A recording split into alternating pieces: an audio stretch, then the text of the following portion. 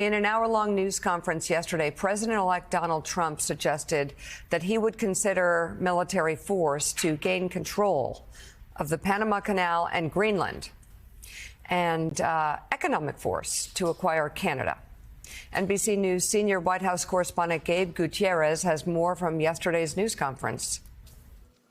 In a marathon news conference at Mar-a-Lago, President-elect Trump not ruling out using economic or military coercion to retake the Panama Canal and acquire Greenland. You're talking about Panama and Greenland. No, I can't assure you on either of those two. But I can say this, we need them for economic security. The Panama Canal was built for our military. Trump saying the U.S. decision to return control of the canal to Panama in the 90s gave too much influence to China. China's basically taken it over. And arguing the U.S. needs Greenland for national security. You have Russian ships all over the place. We're not letting that happen. The people are going to probably vote for independence or to come into the United States. The provocative comments come as Donald Trump Jr. visited Greenland, and the Danish Prime Minister vowed that his country's territory is not for sale. Just here as tourists, seeing it looks like an incredible place. But his father laying out an aggressive foreign policy, expanding U.S. influence, even wanting to change the name of the Gulf of Mexico. The Gulf of America, what a beautiful name. And it's appropriate. It's appropriate. And Mexico has to stop allowing millions of people to pour into our country. And after mocking Canada as the 51st state, Trump is floating the idea of using economic, not military force to annex the U.S. ally. Because Canada and the United States, that would really be something. You get rid of that artificially drawn line, and you take a look at what that looks like. And it would also be much better for national security. Outgoing Canadian Prime Minister Justin Trudeau responding, there isn't a snowball's chance in hell that Canada would become part of the United States. While overseas, Trump is again warning Hamas to release its hostages soon. If they're not back by the time I get into office, all hell will break out in the Middle East. And it will not be good for Hamas. Gabe Gutierrez reporting there. So, Jonathan Lemire, as we watched that yesterday, it was a return to, oh, yeah, this is what this is like. Donald Trump almost in rally mode, campaign rally, just listing off grievances and whining about all the injustices that he perceives against him, even complaining about the election that he won, suggesting there was something amiss with the election, saying, America, what a horrible place because we run our elections like this. Musing about the potential of Hezbollah having been there on January 6th. I guess the question for viewers, for the news media, for others is, what do you do with this when most of it is trolling? Most of it is not policy that he's actually going to pursue. But there it was for an hour again yesterday. Yeah, a stream of consciousness, just rambling rant for an hour or so.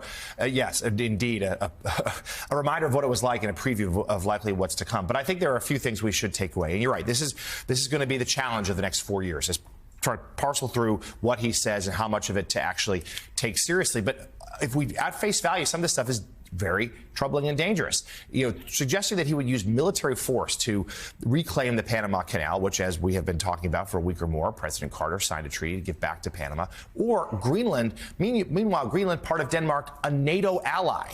You know, that would be an extraordinary step were he to actually take any sort of moves there. We have seen with Canada, he says he won't be an invasion, but he wants an economic pressure to push Canada to become our 51st state. He also mused that Wayne Gretzky should follow Justin Trudeau as the new prime minister there. We should note the great one has decided to take a pass on that. He's already put out a statement saying he's not interested.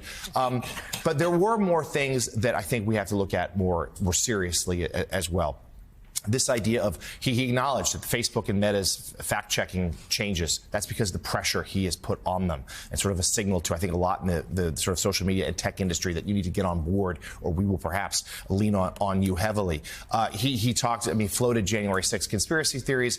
We can set those aside. But but Joe, this is something where Donald Trump is again reminding us and the world that this is going to be there's not going to be consistency here. There's not going to be a reliable ally. And that is something, and we can sort of dismiss some of this as, oh, he's just talking or he's blustering.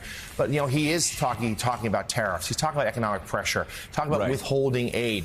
And I think global capitals are also, just like us in the media, trying to sort out how to handle this. And some of them, very clear, deeply alarmed. Well, and there is blowback from that trolling, actually, for Trump allies. You look at Canada, for instance, and talking about the 51st state or these other things. It certainly does not help the conservatives in Canada right now, who want to take control. The same thing's happening in Britain, where Elon Musk continues to interfere in British politics. All that is doing is helping a severely weakened Labor government. By again, so there's always blowback to this, and Sam, so much of it is, if we are to judge over the last 4 years, signature trolling, and as David Sanger said, when pressed on Greenland, when pressed on these other things. David Sanger with the New York Times wrote this morning that when asked those questions, he responded with, quote, signature vagueness. Right. So guess what happens? We talk about it. Everybody talks about it. Everybody writes about it. Everybody's asking, is he or isn't he? And the signature vagueness is there. The trolling is there. And he's in the middle of the conversation. Exactly. And then it becomes incumbent to separate the signal from the noise, right? What actually matters here? Does renaming the Gulf of Mexico to the Gulf of America, is that going to happen? No. I mean, imagine all the maps we'd have to rewrite. Impossible. So we could put that aside. But there are some things that I think materially do matter. Threatening, or at least not ruling out, military force to acquire the Panama Canal or Greenland, I think materially matters. If only because it sends a signal to Russia. Hey, go ahead. We do it. Territorial sovereignty doesn't really matter. You can do what you want in Ukraine. It sends a signal to China. Taiwan, right? And so that's the signal, that's the noise. In terms of the vagueness, and we've done this for, 8 years now, figuring out if this is just him kind of riffing or if this is some sort of negotiating play. And in some cases, you can see the case where he's trying to, for instance, try to extract more concessions from Canada when it comes to trade, or from Denmark and Greenland, or from Panama, right? But ultimately, there is a cost to this, which is it's chaos, it deteriorates and hurts our allies, and it invites other foreign countries, world powers, to basically meddle in other sovereign nations the way that we are meddling in Panama, Greenland, Canada. I had somebody in talking about, it was very close to Donald Trump, talking about when you listen to him, always understand, if he talks about deporting 13 million illegal immigrants, always understand that's the opening hand. That's the start of the negotiations, everything. If he's talking about the Panama Canal and where you might take it over by force, they say, I'm not saying this. I bet they say that's the opening hand. He doesn't like the fees, or he doesn't like how it's being handled. Maybe he wants China's shipping to be, have a higher surcharge on it. Always look at these things as the opening volley in negotiations. But that's always been what Trump has done. Right. It's just different when you're president of the United States versus the head of a company. I mean, you can talk about acquiring Canada if you're not a head of state. I mean, an acquisition and a merger doesn't work like that as a country.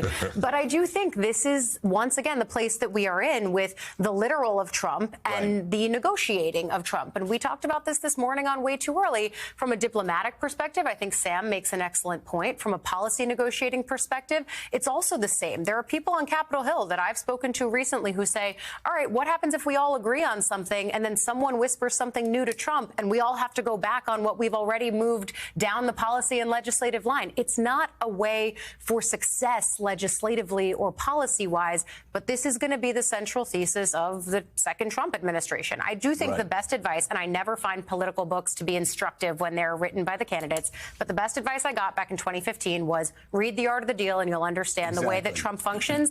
And again, I think we all got to go back and reread because that's where we're at again. And let's be, really clear there. That's great advice. Actually read the first 3 pages. Yep. And he explains. He goes to the office, he picks up the phone, he starts talking, he has no plans. Right. He sees what happens. Yeah, that's where we are. Told you. I told you this would happen, everybody. This is who he is. this is what we're in store for America. You wanted this. Sam, he told you. You got it. You were saying that this was going to be easy. I thought it would be different. Walk in the car. Never not listen to Eugene. You know.